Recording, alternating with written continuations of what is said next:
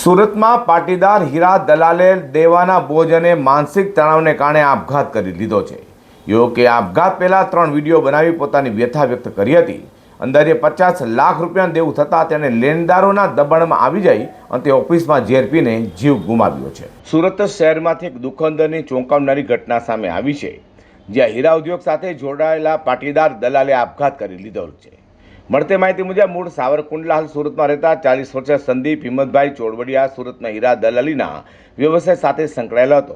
જોકે સંદીપ ચોડવડિયા પણ અંદાજે 50 લાખ રૂપિયાનું અધધ કહી શકાય તેવું દેવું થઈ ગયું હતું, જેના કારણે તે છેલ્લા ઘણા સમયથી ભારે માનસિક તણાવમાં જીવી રહ્યો હતો।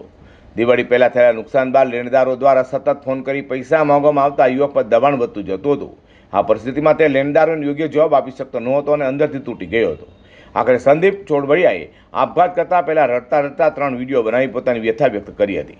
વિડીયોમાં તેણે કહ્યું હતું કે તે હવે આ પરિસ્થિતિ સહન કરી શકતો નથી અને તેના નાના બાળકો છે, છતાં તે મજબૂરીમાં પગલું ભરી રહ્યો છે।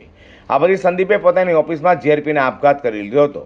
ઘટનાની જાણ થતાં જ પોલીસ સ્થળ પર પહોંચી હતી અને મૃતદેહને પોસ્ટમોર્ટમ માટે ખસેડી આગળની કાર્યવાહી હાથ ધરી છે। હું હવે લેણાવાળાથી કંટાળી ગયો છું। હું મારી જાતે આપઘાત કરું છું। મારા ઘરમાં કોઈનો વાક નથી, મારા ઘરવાળા બધા સારા છે, તો તું મને માફ કરજે।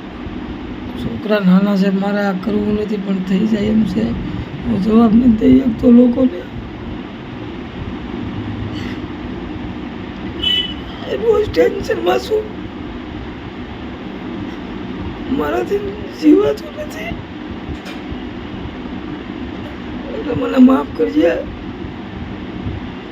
મારા ઘરવાળા બધા હારા છે, એનો કોઈનો વાક જ નથી। હું મારી જાતે કરું છું, કેમ કે મારાથી જવાબ નથી દેવાતો। મારી પાસે એવો કોઈ ધંધો નથી કે પૈસા આવી જાય તાત્કાલિક, ઘરવાળાને કહી નથી શકતો।